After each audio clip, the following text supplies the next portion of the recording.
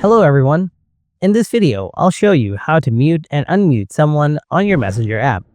This simple trick will help you manage your chats by silencing anyone who might be bothering you, and you can bring them back to normal anytime you want.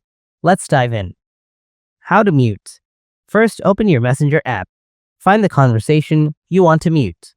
After that, tap on Hold on that conversation. Now, in this new menu, tap on Mute. You will be asked to choose how to mute that person. You can choose to mute message notifications or mute call notifications or mute both. Just choose one of them and tap OK. Select how long you want to mute this chat and hit OK again. From now on, this chat will be muted for you. How to unmute. Open Messenger again. Find the chat you have muted. After that, tap on Hold on it. Now tap on Unmute.